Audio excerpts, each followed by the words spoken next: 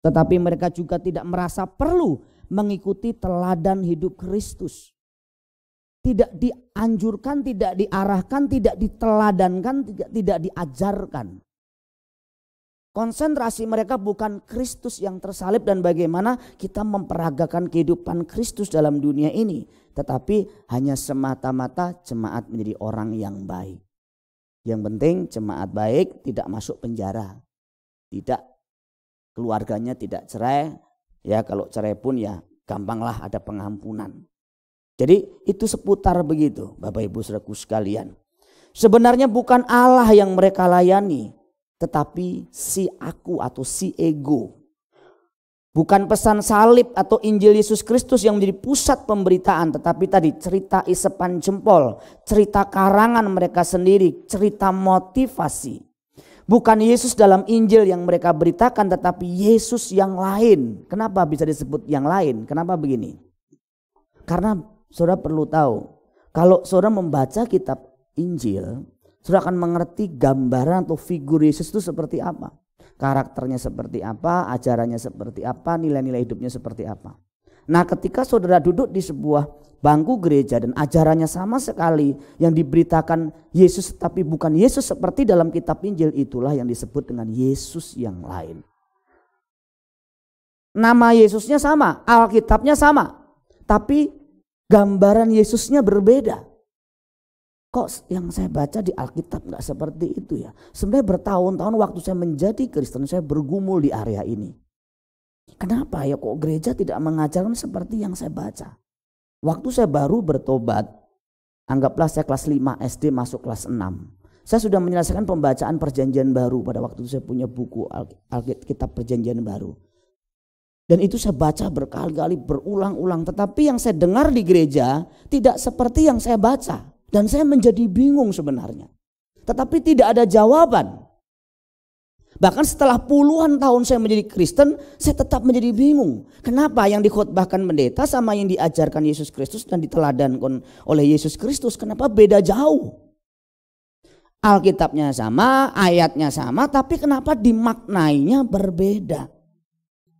Nah saudaraku sekalian, itulah yang dimaksudkan dalam 2 Korintus pasal 11 ayat 4, Galatia 1 ayat 6 dan 7 sebagai Injil yang lain.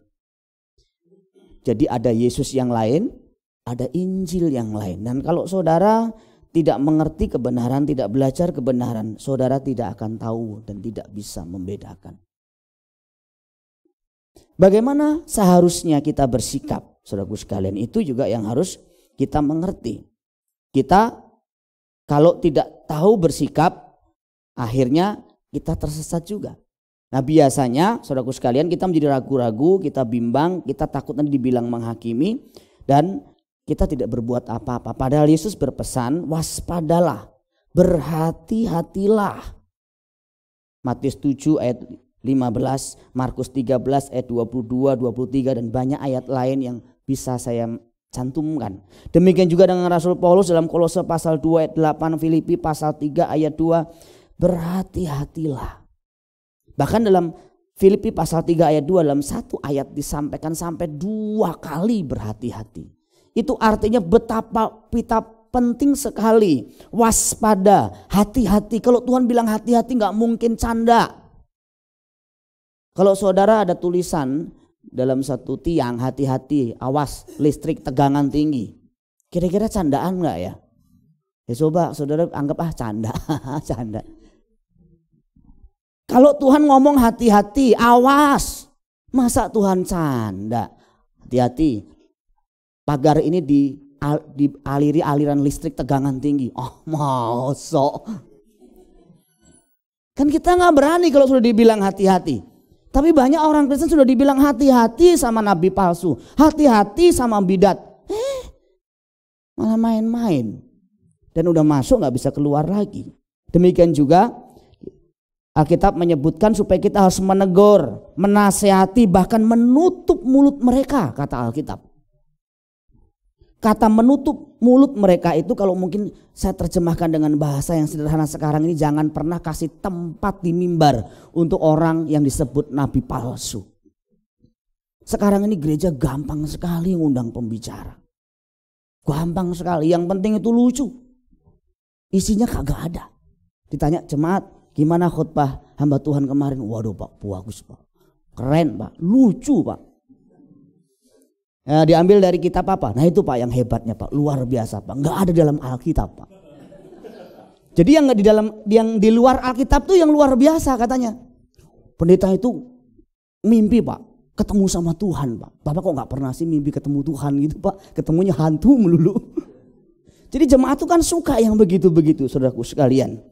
Padahal Alkitab dengan jelas orang-orang seperti ini harus ditutup mulutnya, ditegur, di stop pesannya.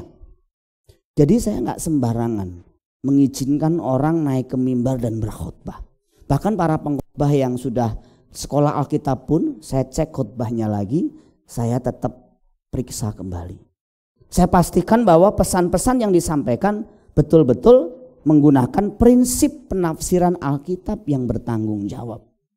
Nah, saudaraku sekalian, bagaimana caranya mengenali aktivitas mereka? Yesus memberikan satu kunci bagaimana cara kita mengenali nabi atau guru palsu tersebut, yaitu lihat dari buahnya. Matius pasal 7 ayat 16 bagian A dan ayat 20. Yang menarik, kata yang dipakai untuk mengenal di sana adalah epiginosko. Kata epiginosko ini sebenarnya ada dua kata, epi dan ginosko. Ginosko sendiri artinya menunjuk pada satu pengenalan hubungan yang intim, yang dekat seperti suami istri. Suatu hubungan pengenalan karena satu pengalaman. Tapi epi di sana menunjuk kepada satu hubungan yang lebih dalam, lebih dekat, dinamis, maju. Artinya begini, kamu tidak bisa melihat satu bidat itu dari kejauhan. Kamu harus masuk lebih dekat. Kamu harus mengenal lebih dekat, lebih dalam. Kalau kamu cuma datang seminggu sekali di gerejanya, sebulan sekali ketemu pendetanya, kok tidak bisa menyimpulkan bidat atau tidak bidat? Susah. Seminggu sekalipun kamu harus lebih kenal pendetanya, kenal keluarganya, cara hidupnya, kenal mungkin istri atau kalau dia pendetanya wanita berarti suaminya, anak-anaknya, kenal lebih dekat. Kalau tidak, saudara berpotensi tertipu. Saya kasih contoh ya, waktu beberapa tahun yang lalu saya pelayanan ke Bangka. Di sana itu menarik perhatian saya itu pohon mangga yang buahnya banyak sekali tapi pada berjatuhan. Saya bilang sama orang-orang di sana, Ci atau Kok, saya lihat banyak buah mangga berjatuhan, dibuang begitu saja sampai busuk-busuk di bawah. Kenapa nggak diambil, dimanfaatkan begitu? Dia bilang sama saya, Pak ikut saya. Kemudian saya ikut lebih mendekati pohon tersebut sampai di bawahnya, buahnya lebat sekali dan di bawah itu ada mangga-mangga yang berjatuhan dan diambil satu, dibawa pisau, dia bilang dibelah. Lihat Pak, waktu dibelah itu belatung, saudara. Dalamnya belatung. Lihat luarnya itu bagus sekali, tapi waktu dibelah belatung. Saudara kalau tidak tahu, banyak pelayan-pelayan yang sebenarnya kelihatan rapi, kelihatan bagus, khotbahnya bagus, ceritanya menarik, sensasional, tetapi kehidupannya seperti yang Yesus katakan, seperti kuburan yang dilabur putih. Luar tampak bersih, dalamnya penuh dengan kotoran dan belatung, tulang belulang. Saya kasih contoh satu cerita nyata yang diceritakan oleh seseorang yang saya pasti yakin bahwa ini benar karena yang menceritakan seorang hamba Tuhan dan di pengalaman nyatanya. Diceritakan bahwa satu kali hamba Tuhan ini memenangkan seorang pelacur ceritanya.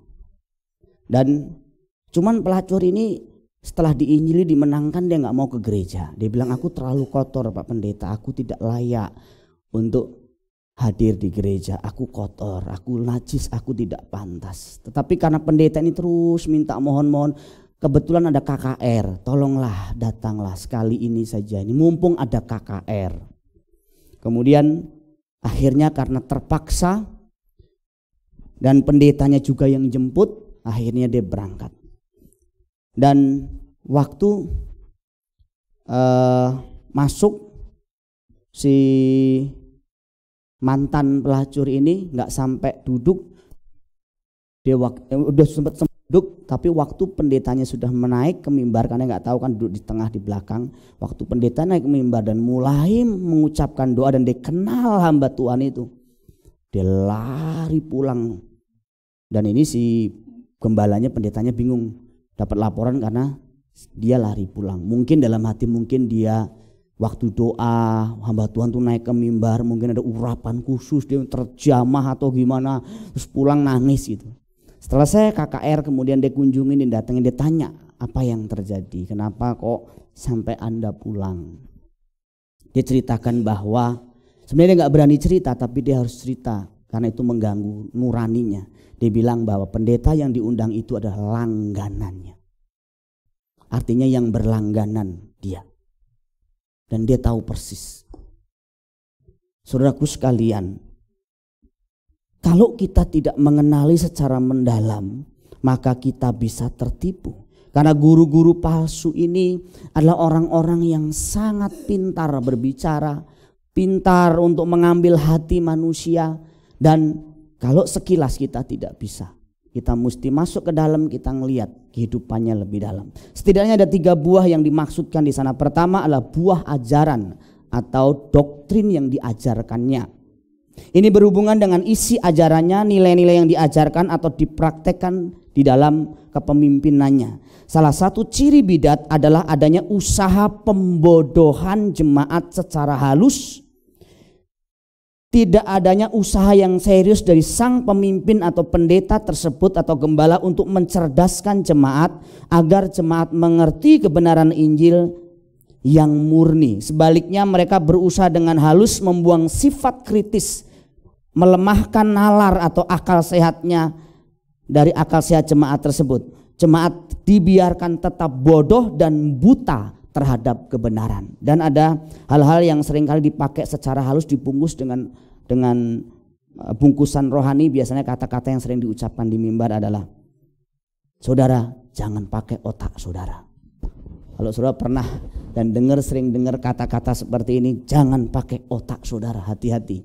Itu sebenarnya adalah cara pembodohan yang paling halus, supaya jemaat tidak menggunakan otaknya belajar firman, tidak kritis terhadap apa yang disampaikan hamba Tuhannya, sehingga apapun yang disampaikan salah atau benar tidak penting.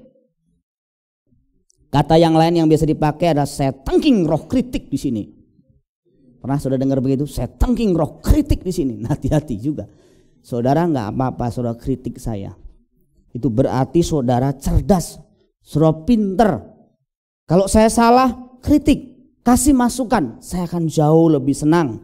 Tetapi jadilah pelaku juga. Jangan saudara jago menjadi kritikus, tetapi tidak menjadi pelaku firman. Pernahkah saudara melihat seorang kritikus dibangunkan sebuah menara? Di sini telah dibangun menara seorang kritikus terkenal, namanya misalnya ya, siapa di sini? Hah? Harry. Kan nggak ada saudara. Kritikus memang tidak boleh, artinya tidak penting mungkin dalam arti untuk orang tersebut, tapi untuk orang lain bisa jadi penting. Kenapa? Karena kadang-kadang kritik itu tidak 100% benar, tapi di atas 60% benar. Ketika orang mengkritik saya, awal-awal saya jadi pengkhotbah saudara. Wah, Wardo mah khotbahnya teori doang. Saya tersinggung. Saya kan baru dapat nilai A kalau di sekolah Alkitab. Waktu dibilang teori doang, tersinggung saya. Sadarnya 10 tahun kemudian, memang saya teori. Kan kita tidak sadar karena kita pikir kita benar. Apalagi hamba Tuhan yang di mimbar ini. Terus ada juga yang penting yakin saudara. Ada amin saudara? Dikit-dikit ada amin saudara? Nggak amin, jemaat kok nggak amin sih? Saudara nggak percaya kata-kata saya? Dimarahin jemaat saudara. Ada juga yang sering menggunakan kalimat-kalimat percaya saja, tiba-tiba ada saja. Lah tiba-tiba ada tuh dari mana asalnya? Harus kritis.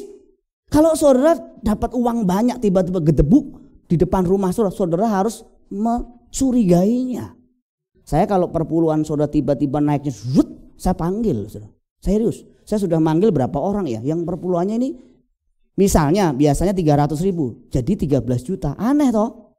Saya panggil saudara, senang sih senang kan, 300 ribu jadi 13 juta, senang kan? Senang sebenarnya. Tetapi saya lebih senang lagi kalau 300 ribu itu benar-benar bersih, atau 13 juta itu benar-benar bersih. Waktu saya panggil dia cerita, ya saya kan usahanya begini. Misalnya usahanya jualan anjing, ternak anjing. Ya kan, namanya ternak itu kan kadang-kadang pas lagi beranak terus dijual, begitu kan untungnya banyak. Ada juga yang jual emas. Saya jual emas untuk modal dan dibilang 1/10 serahkan kepada Tuhan. Ya, setidaknya saya tahu asal usulnya. Tahu-tahu uang judi lagi. Tahu-tahu uang apa lagi? Dari KPK lagi, nanti ditangkap KPK lagi. Korupsi lagi. Waduh, SBC terkenal, jemaatnya koruptor. Saya nggak mau, saudara. Nggak usah lah. Jadi saudaraku sekalian, mereka ini menganggap belajar firman Allah secara lengkap tidak perlu, hanya membuat jemaat menjadi sok pintar, menjadi orang nanti yang gurui pendetanya. Supaya tidak sok pintar, tidak gurui pendetanya, udah nggak usah belajar. Itu namanya pembodohan untuk jemaat. Dan jemaat itu, saudaraku sekalian, ini gayung bersambut dengan jemaat yang malas. Puji Tuhan, puji Tuhan. Jadi jemaat yang malas ketemu pendeta yang malas, pas bener. Ya toh, saudara, kalau ada dulu waktu yang sekolah ya, guru atau dosen yang kalau guru atau dosennya ujiannya ya silahkan open book, buka buku gitu ya, gampang ya, kita udah hafal nih dosen ini atau guru ini kalau pas lagi ujian open book, buka buku boleh. Kita belajarnya juga agak sedikit kurang serius gitu. Kenapa? Ya aku juga malas belajar, pas kebetulan begitu pas. Jadi saudaraku sekalian, jemaat yang malas, jemaat yang tidak mau sungguh-sungguh belajar firman akan menjadi mangsa empuk, sasaran dari kuasa kegelapan untuk tetap bodoh sehingga bisa disesatkan. Itu yang Yesus katakan, kamu sesat karena kamu tidak mengerti kitab suci maupun kuasa Allah. Nah, bidat Kristen biasanya disebut sesat atau menyimpang karena ajaran utamanya, nah ini penting, ajaran utamanya menyimpang atau tidak sesuai dengan ajaran doktrin ortodoks. Doktrin ortodoks ini adalah doktrin gereja yang memang sudah baku disetujui oleh seluruh dunia. Makanya mereka juga ada persekutuan-persekutuan gereja di mana ini sudah mempatenkan misalnya beberapa ajaran seperti kristologi, soteriologi, pneumatologi, teologi Tritunggal dan bibliologi. Kalau kristologi itu artinya tentang doktrin atau ajaran tentang Kristus. Kristus dari mulai lahirnya, kemanusiaannya, keilahiannya, Kristus dalam perjanjian lama, Kristus dalam perjanjian baru. Jemaat harus tahu, sedikit tahulah mungkin. Jangan selalu jadi aduh nggak ngerti apa-apa. Orang-orang seperti ini yang lemah begini nanti kalau akhirnya ada penyusupan atau dialog sedikit sama saudaranya, temannya nggak ngerti, dia bingung, dia bimbang. Tahu nggak? Tuhanmu itu bukan Tuhan, itu manusia biasa. Masa sih? Nah, bingung kan dia? Coba buktikan ayatnya kalau Yesus itu Tuhan. Kalau dia bilang aku Tuhan, coba mana ayatnya? Kalau ada ayatnya saya percaya sama Tuhanmu. Duh, mana ayatnya? Mana ayatnya? Dia telepon saya. Kenapa? Kalau sudah punya bekal kan minimal sedikit bisa menjelaskan, atau setidaknya kamu tidak bimbang, kamu tidak ragu-ragu. Soteriologi ini bicara mengenai doktrin keselamatan, ajaran keselamatan. Kalau sudah nggak ngerti tentang ajaran keselamatan juga sedikit-sedikit bingung, sedikit-sedikit gampang disesatkan. Pneumatologi itu ajaran tentang Roh Kudus. Soalnya beberapa aliran seperti misalnya Saksi Yehova, Mormon, terus kemudian Hyper Grace, terus mungkin beberapa ajaran Kristen yang menekankan kemakmuran atau Injil kemakmuran, itu jelas-jelas melanggar prinsip-prinsip 1-6 ini, ajaran utama ini biasanya. Contoh lah misalnya ajaran Hyper Grace. Apa yang diajarkan di Hyper Grace? Yang rata-ratanya diajarkan ketidakseimbangan, hanya mengajarkan kasih Allah, pengampunan Allah, tidak mengajarkan ketegasan Allah terhadap dosa. Injil kemakmuran misalnya, Roh Kudus cuma dipakai sebagai alat kuasa untuk apa? Untuk bisa menarik kekuatan Tuhan turun dan doanya dikabulkan. Bahkan yang disebut iman oleh mereka itu cuma seperti kayak klaim-klaim. Aku iman nih, aku klaim janjimu. Jadi Allah itu cuma alat. Ada beberapa gereja yang dimasukkan dalam aliran sesat itu karena apa? Karena mereka menciptakan Alkitab sendiri. Mormon misalnya. Saksi Yehova itu merevisi Alkitab yang sekarang kita pegang. Mereka merevisi, menyocokkan dengan doktrinnya. Belum ajaran Tritunggal dan yang lain-lain. Nah saudaraku sekalian, saudara harus sedikit mau belajar. Jangan sama sekali tidak mengerti. Jadi ini bicara mengenai prinsip bagaimana mereka menafsir Alkitab. Itu sebabnya Petrus mengatakan bahwa nubuat tidak boleh ditafsirkan semaunya sendiri. Harus mengikuti aturan menafsir yang bertanggung jawab. Gak boleh. Yang menarik kata nubuat di sana itu diterjemahkan kalau dibahasakan dengan sehari-hari itu pesan Allah atau khotbah atau ucapan-ucapan yang diilhami oleh Allah. Ya khotbah seperti ini. Gak boleh ayat-ayat itu ditafsirkan semau sendiri. Ada aturannya.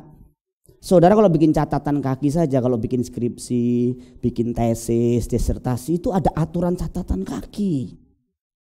Gak boleh sembarangan. Ada aturan daftar pustaka, itu cara membuatnya beda. Cara ngutipnya ada aturannya juga, berapa banyak yang harus dikutip. Saudara gak boleh sembarangan. Nah kalau saudara ngerti prinsip-prinsip seperti ini, saudara juga akan agak sedikit kritis siapa yang berkhotbah, siapa yang mengajar saudara. Kalau dia tidak punya dasar Alkitab yang kuat, setidaknya dia ya punya perjalanan hidup yang bagus dan kemudian mengkhotbahkan ajaran pendetanya yang sudah mungkin dipatenkan. Jadi nggak aneh-aneh. Nah ini penting Bapak Ibu Saudaraku sekalian. Kenapa? Karena bahkan kalau kita membaca Alkitab kita menemukan ada bagian-bagian dalam Alkitab, tulisan-tulisan dari rasul-rasul, tulisan dari Rasul Paulus terutama itu ada bagian-bagian tulisan yang memang betul-betul sulit. Karena sulitnya orang memahami tulisan Rasul Paulus, Rasul Petrus sendiri berkata, akhirnya banyak orang menyalahgunakan atau memutarbalikkannya. 2 Petrus 3 ayat 16. Petrus sudah tahu bahwa tulisan-tulisan Rasul Paulus pun ada yang sulit karena saking sulitnya jadi celah untuk orang menafsirkan salah, memutarbalikkannya menjadi sesuatu yang sesat. Rasul Yohanes menyebut dosa ini sebagai menambah dan mengurangi pesan firman dan hukumannya sangat berat. Wahyu pasal 22 ayat 18 dan 19. Ditambahkan kutuk kepada mereka yang menambahi firman-Nya, menambahi nubuat. Jadi saudara gak boleh sembarangan mengambil bagian ayat-ayat dalam Alkitab dan menafsirkannya sembarangan juga. Dan Yesus berpesan untuk orang-orang yang menyesatkan itu hukumannya berat sekali. Bahkan dia menggambarkan orang yang menyesatkan seorang anak itu lebih baik baginya kepalanya, lehernya diiketin batu kilangan dimasukkan ke laut. Itu saking marahnya mungkin Tuhan menggambarkan. Penyesat itu bahaya sekali dan itu harus dihukum berat. Kita bisa melihat contoh doktrin atau ajaran nabi palsu dalam 2 Petrus pasal 2 ayat 1 misalnya. Ini sejajar dengan Yudas 1 ayat 4. Mereka menyangkal penguasa yang telah menebus mereka. Ini disebut ajaran kristologi. Jadi mereka menyangkal Kristus sebagai penguasa. Tapi juga ada yang menyangkal baik Bapa maupun Allah. 1 Yohanes 2 ayat 18 sampai 22. Jadi ada orang-orang, ada gereja-gereja yang memang betul-betul secara terang-terangan mengatakan Yesus itu bukan Tuhan. Yesus itu cuma guru manusia yang baik. Apa itu? Saksi Yehova. Jadi ada orang bilang ini, Pak, tapi saksi Yehova kan baik, Pak. Masa kita tolak, Pak? Masa dia udah mohon-mohon, Pak? Dia kemarin saya siram air datang lagi loh, Pak. Semakin saudara galakin mereka, datang lagi mereka bawa gurunya. Mereka itu aktif cari jiwa, yang ditarik jiwa Kristen.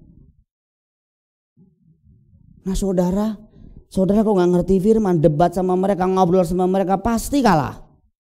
Karena mereka tuh sudah dipersenjatai dengan ayat-ayat yang di luar kepala mereka. Saya kira saudara juga di luar kepala semua ayat-ayat ya saudara. Karena sudah di luar kepala satu pun gak ada yang ingat. Dan mereka betul-betul hafal ayat-ayat yang berbicara mengenai ketuhanan Kristus. Dan mereka pelintir. Dan kalau saudara gak ngerti sama sekali, saudara gampang disesatkan. Gampang dibengkokkan. Ini beberapa contoh termasuk Mormon. Mormon punya kitabnya sendiri, saudaraku sekalian. Yang diyakini lebih baik daripada Alkitab yang kita pegang. Dan banyak juga bidat-bidat yang lain. Yang itu kelihatan juga, saudaraku. Yang gak kelihatan tuh yang jelas-jelas secara denominasi tidak dinyatakan bidat, tetapi di dalamnya ajarannya bidat. Nah itu sudah gak tahu tuh. Nah itu yang susah. Kalau sudah dikelompokkan dalam bidat, tidak masuk dalam persekutuan gereja misalnya, ya saudara langsung bisa mengenali. Tetapi kalau sudah di dalam gereja, bahkan satu denominasi, tetapi ajarannya sesat, nah saudara nggak ngerti biasanya. Yang kedua, buah karakternya.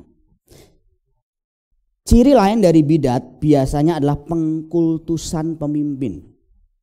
Ini beda dengan penghormatan pemimpin. Menghormati sewajarnya itu boleh dan harus. Orang-orang yang mengajarkan firman Tuhan dihargai 2 kali lipat. Tetapi mengkultuskan tidak boleh. Mengkultuskan itu sejajar dengan mendewakan pemimpin sehingga dia salah atau benar sudah tidak dibedakan lagi. Semua yang diucapkan, semua tindakannya dianggap benar, mewakili Tuhan.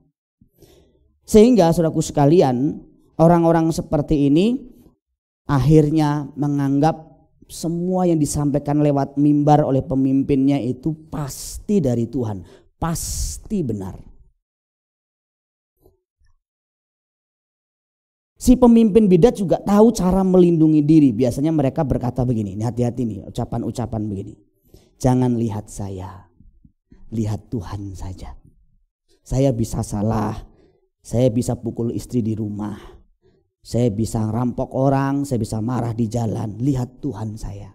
Lihat Tuhan saja ya. Kalau kamu lihat saya nanti kecewa, lihat Tuhan saja. Ini sebagian kebenaran. Tapi tidak benar. Kenapa? Karena Rasul Paulus pun mengajarkan untuk Rasul Paulus berkata, ikutilah teladanku sama seperti aku mengikuti teladan Kristus. Dia bahkan memerintahkan anak rohaninya Timotius untuk jadi teladan. Jadi tidak boleh kalau misalnya seseorang itu berkata, sudah kalau ke gereja jangan lihat pemimpinnya. Terus lihat siapa dong? Memang saudara bisa, kalau saya khotbah begini tutup mata. Pasti lihat saya dong. Saudara yakin saudara mau terima khotbah saya kalau di sepanjang tadi waktu sebelum makan tadi saya pukul istri saya. Saya bawa selingkuhan. Saya mau tanya sama saudara, saudara mau dengar khotbah saya? Kalau saudara mau, berarti saudara mengkultuskan saya. Saudara masuk neraka, saya masuk neraka. Tidak boleh begitu. Jadi sudah nggak sehat kalau satu gereja pemimpinnya sudah selingkuh, pemimpin pukulin istri, terus jemaatnya tetap mendewakan. Tidak boleh itu. Kalau saran saya, keluar. Pak, sekarang juga keluar. Ya sekarang. Pak, tapi Pak kan kita harus ngasih masukan ke pemimpinnya. Ya, silahkan sih kalau saudara mau kasih masukan. Tapi saya mau kasih tahu saudara, susah sekali. Kalau orang sudah tersesat itu susah sekali mengembalikannya, apalagi kalau dia pemimpin. Ya, saudaraku sekalian ya. Terus hal ini membuat umat tidak perlu bersifat kritis terhadap perilaku dan watak pemimpinnya yang menyimpang. Misalnya penyimpangan keuangan, penyimpangan kekuasaan, penyimpangan seks, wataknya yang amburadul. Enggak penting katanya. Yang penting firmannya benar. Saya membaca satu berita, ya saya pernah diceritakan juga sih. Saya baca juga di media sosial ada seorang hamba Tuhan yang aset depositonya itu yang uang anggurnya 450 M. Dia bukan pengusaha loh. Waktu ditanya, Pak ini uang anggur Bapak banyak amat 450 M gak dipakai untuk misi gitu Pak, bangun gedung gereja gitu Pak. Itu urusan saya sama Tuhan, bukan urusanmu. Repot gak saudara? Ada juga yang punya aset-aset ruko segala macam sampai nilainya triliunan atas nama pribadinya. Gimana? Jemaat sih memberi boleh, tapi saudara harus kritis juga. Itu pemberianmu itu untuk siapa? Bukan tidak boleh memberi pendetanya juga. Tapi kalau semua pemberian di atas namakan pendetanya, saudara juga harus mikir. Waduh, pendeta kita kaya dong. Punya ruko, punya rumah, punya mobil, punya villa, punya tanah, punya deposito. Enak bener. Jemaat aja naik omprengan. Saudara itu harus kritis juga. Gembalanya, ya tentu gembalanya pemimpin utamanya. Istrinya wakilnya. Anaknya youth pasturnya. Apalagi. Terus tapi di SBC juga tuh adiknya wakilnya. Ya jangan harus dihubung-hubungin ya. Emang kapasitasnya kebetulan Kak Parno yang memang kapasitasnya sebagai wakil. Bukan karena dia adik kandung saya. Persembahan nanti maknya yang pegang. Ada juga gereja-gereja yang waktu persembahan ibu gembalanya masukin tempat terus kemudian masuk mobil pulang di dalam mobilnya. Ada juga begitu. Nah, itu kan penyimpangan-penyimpangan yang ada di depan mata kita yang kita jelas-jelas ngelihat, misalnya belum penyimpangan seks yang jelas-jelas misalnya selingkuh sama jemaat, sama pengerja. Tapi jemaatnya bertahan loh. Aku juga bingung, Saudara. Itu benar-benar hebat juga itu jemaatnya, hebat yang bodoh maksud saya. Ya, belum wataknya kalau marah. Keluar kalau di jalan raya keluar bawa kunci stang. Ngapa lo? Belum tahu gua lo, matiin lo. Pendeta, pendekar tuh. Padahal jangan jelaskan Paulus berpesan supaya kita meneladani dia karena dia juga meneladani Kristus.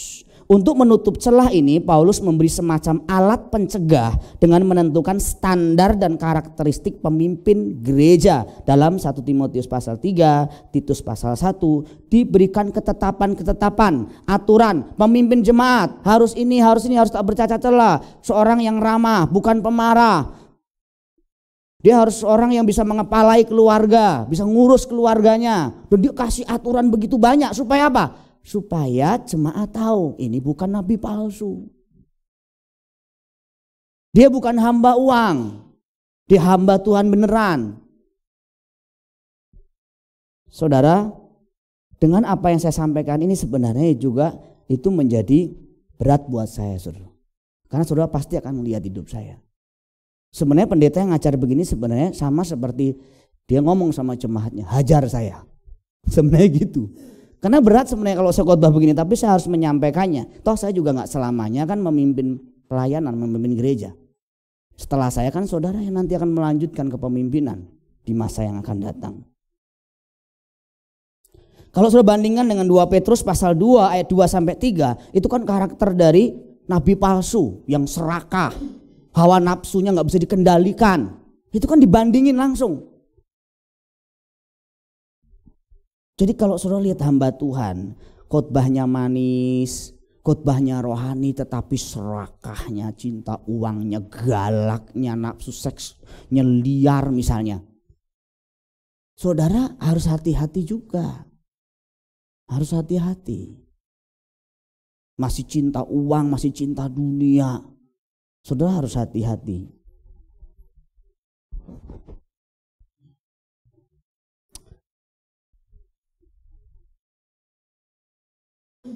Saudaraku sekalian, mungkin saja seseorang itu bisa saja dia ya sekilas tampak baik. Di gereja sebentar tampak baik, tapi itu namanya pencitraan. Pencitraan tuh nggak tahan lama. Karena kalau pencitraan tuh mirip orang pakai bedak tebel gitu ya. Make upan. Kalau orang pakai bedak tebel, make upan itu tampak cantik, itu sebenarnya ada gambarnya itu. Tampak cantik. Tapi setelah bedaknya luntur kayak begitu. Ada orang di gereja shalom, pelayanan ramah, di rumah galaknya luar biasa, di kantor galaknya luar biasa. Orang seperti ini pakai bedak pencitraan. Kalau engkau mau lihat karakter seseorang, saudaraku sekalian, engkau harus melihat dalam seluruh kehidupannya. Engkau harus melihat bagaimana dia berespon terhadap situasi-situasi yang tidak enak, menghadapi hal-hal yang buruk bagaimana. Kalau ngomong lihat sifat asli seseorang, sederhana. Lihat waktu ia menghadapi situasi buruk. Apakah dia panik, marah-marah, reaktif, cari kambing hitam, membela diri, itu kelihatan. Ini kalau jadi hamba Tuhan ke depan, kalau nggak bertobat jadi hamba Tuhan palsu. Lihat juga responnya ketika diperlakukan tidak adil, ketika dikritik, dianggap salah, direndahin. Kalau dia marah, ngamuk-ngamuk, itu juga kelihatan. Karakternya nabi palsu. Mungkin belum menjadi nabi palsu, tapi karakternya mengarah ke sana. Termasuk sikapnya terhadap orang yang lebih tua, terhadap pemimpin, orang-orang yang dianggap rendah di sekitarnya, sopir, pembantu, tukang sapu. Bagaimana dia memperlakukan orang-orang seperti ini? Gak mungkin dia bisa menjadi seperti Kristus kalau cara memperlakukan orang-orang yang rendah itu juga sangat rendah.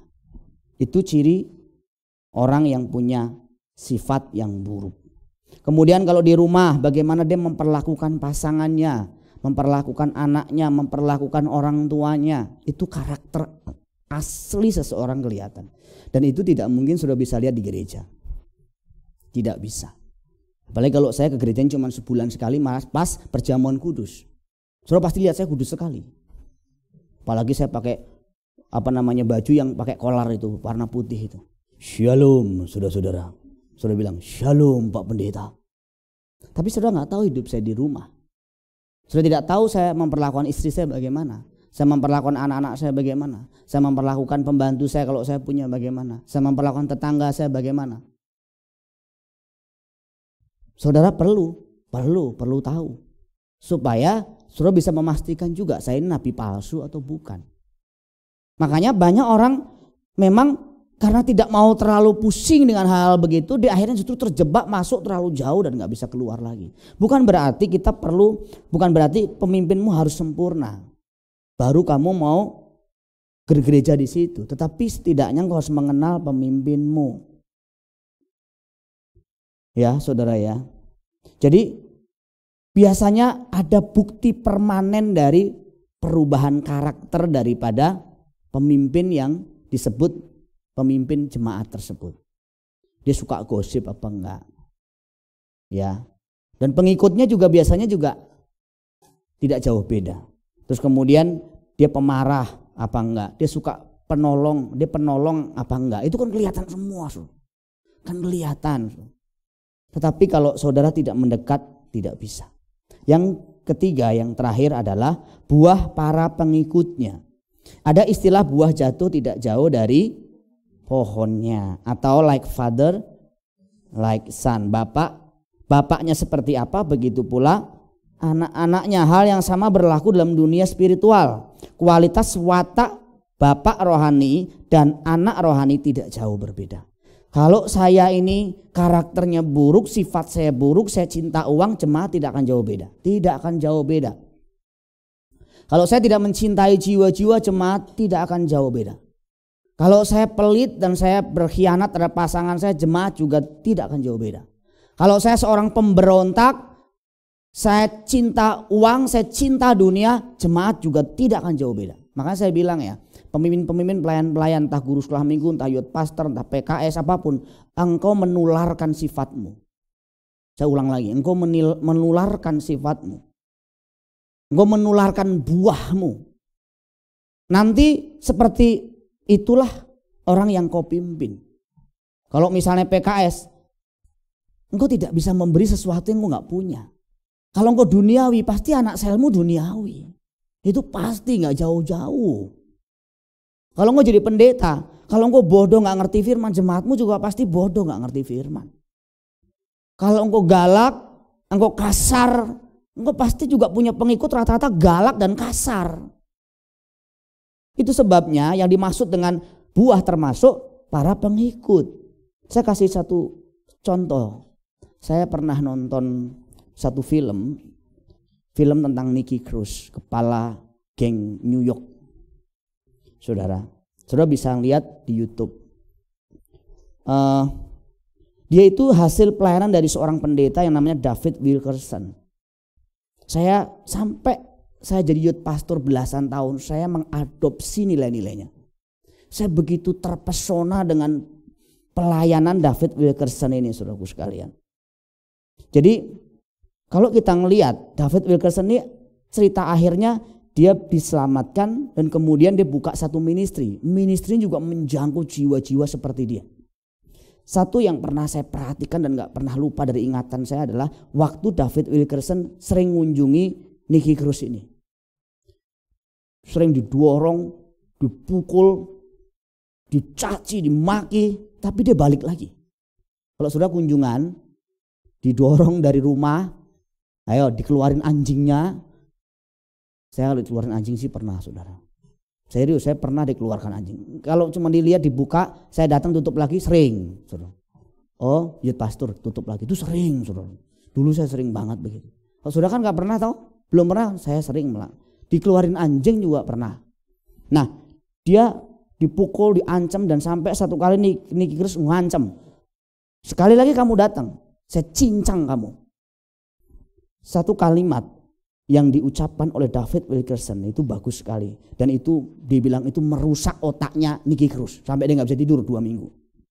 Dia bilang gini, silahkan Anda bisa memotong tubuh saya menjadi 1000 bagian dan meletakkannya di jalan. Tapi ketahuilah, setiap bagian tubuhku yang kau potong tersebut akan tetap mengasihimu. Dan itu betul-betul mengganggu jiwanya. Membuat dia tidak bisa tidur. Sampai akhirnya dia bertobat. Dan proses pertobatannya pun kalau sudah lihat filmnya itu lucu, seru. Tetapi itu lahir dari seorang belas kasihan, seorang David Wilkerson. Orang-orang yang melayani tanpa belas kasihan kepada jiwa-jiwa gak mungkin melahirkan orang yang punya belas kasihan kepada jiwa-jiwa. Dengerin baik-baik, engkau yang PKS, engkau guru sekolah minggu. Kalau engkau tidak berbelas kasihan kepada jiwa-jiwa, engkau tidak sabar, engkau tidak ramah, engkau tidak mencintai jiwa-jiwa, maka yang kau lahirkan juga bukan orang-orang yang mencintai jiwa-jiwa. Kalau engkau galak, engkau kasar, engkau pelit, engkau kikir, semua yang kau layani juga akan tumbuh menjadi pribadi-pribadi yang seperti itu.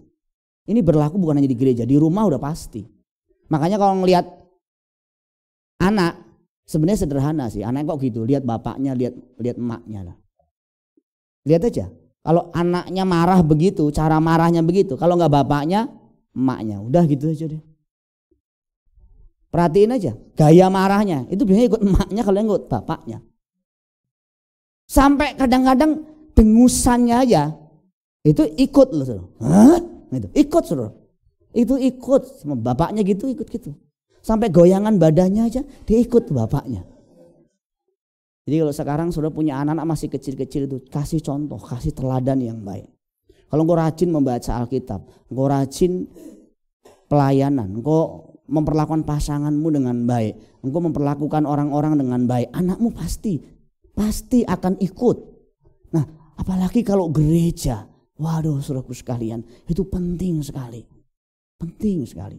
Makanya tidak salah ketika Rasul Paulus memberikan satu standar yang ketat kepada hamba-hamba Tuhan, kepada penilik jemaat. Karena itu nanti akan diikuti oleh orang-orang yang menjadi jemaatnya. Sekarang sudah mengerti kan bagaimana kita harus bertanggung jawab. Makanya kalau cuma melayani secara liturgi itu gampang. Itu enggak susah. Yang susah itu menjaga kita menjadi pribadi yang jadi contoh dalam pelayanan. Itu susah saudaraku sekalian. Sulit sekali. Kalau cuman ngomong begini gampang. Tetapi melakukan apa yang saya omongkan ini setengah mati saudara. Susah. Misalnya saya mengajarkan saudara jangan serakah saudara. Nah, itu kan saya juga harus memperagakan tidak serakah itu bagaimana. Saudara kita harus mengasihi jiwa-jiwa. Saya kan harus memperagakan mengasihi jiwa-jiwa itu bagaimana. Kita harus hidup murni saudara, jauh dari kepalsuan. Nah saya harus memperagakan jauh dari kepalsuan itu bagaimana?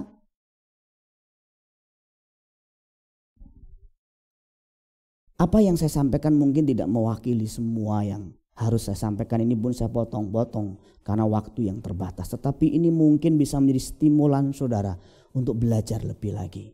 Supaya saudara menjadi pintar, menjadi cerdas secara spirit, secara roh dan tidak mudah untuk disesatkan. Amin. Firman Tuhan malam hari ini.